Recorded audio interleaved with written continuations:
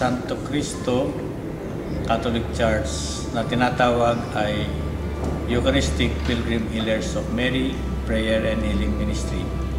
Ito ay nabuo sa Middle East noong July 13, 1997. At yun ay ibinigay namin sa Kura Paroko na si Father Rod Samson na kasalukuyan ngayon ay nasa New Jersey. At dito sa simbahan ito,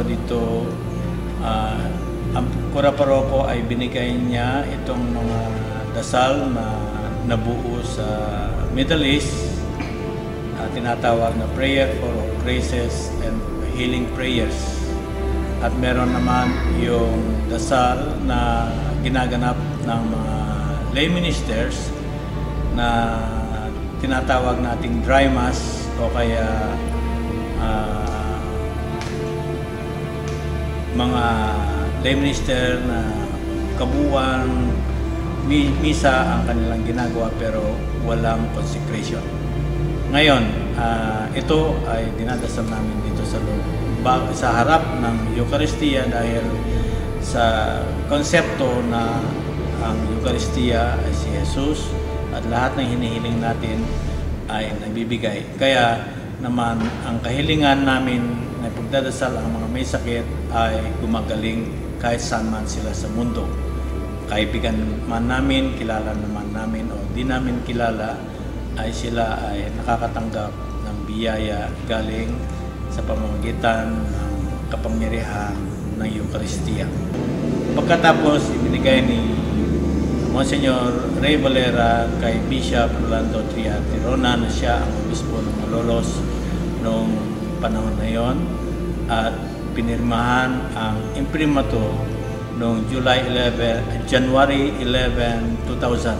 Ibig sabihin ng imprimatur ay pwede maibigay sa lahat ng mga Katoliko at dasalin nila sa harap ng Eucharistia para kung sino man ang kanilang ipagdadasal sa kagalingan ng kanilang sakit, sa espiritu man, sa kaluluwa man o sa katawan, ayon ay gagaling ayon sa grasya manggagaling sa ating Panginoon.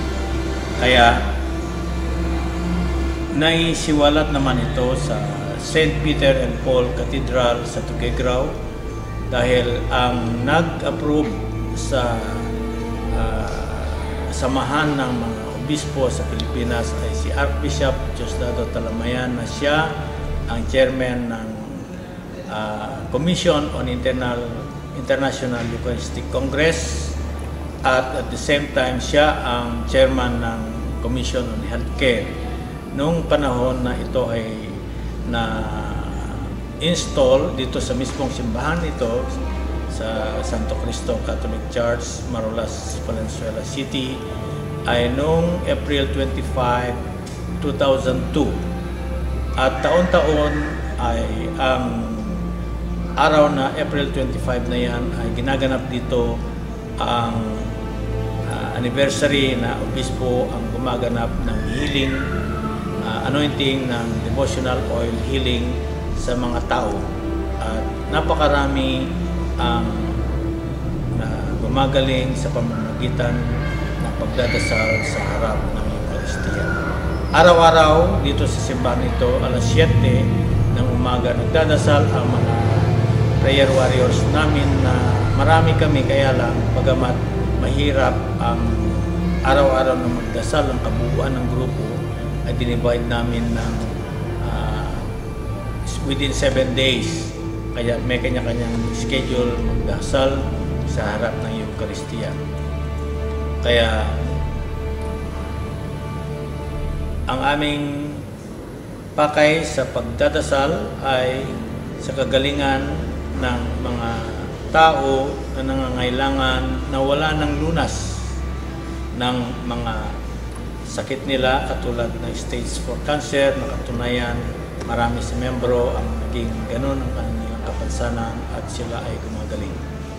Kaya mga kapatid, tayo sana ay magdasal sa Eucharistia sa pamamagitan ng ibinigay ng Espiritu Santo na panalangin ng Eucharistic Pilgrim Healers of Mary Prayer and Healing Ministry na aprobado ng simbahan Katoliko sa pamamagitan ng mga obispo, mga arkobispo at mga pare.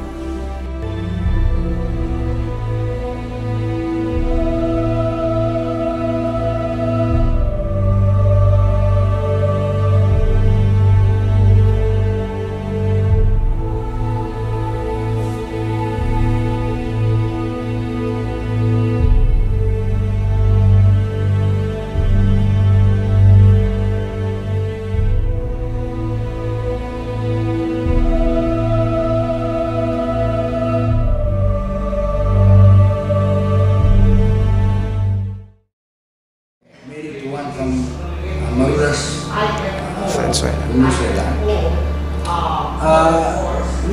I got in touch with the Paris priest.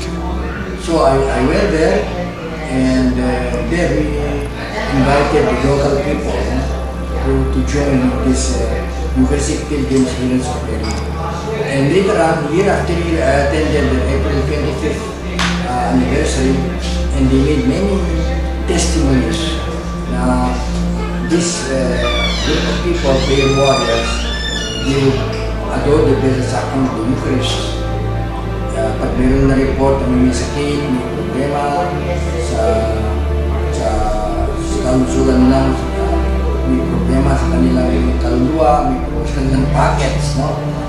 May problema sa kanilang emotional life. Dapat magandang pakinggan ng mga testimonies na by their prayers, asking intercession of Blessed Mother, and the belief in the Eucharist, naranasan po natin po ang purpose, getting together, adore the Blessed Sacrament, getting petitions from people who need help, who need healing. And they pray before the Eucharist, and ask, pray the Rosary, ask intercession of Blessed Lady. Napakaganda pakinggan natin. Many things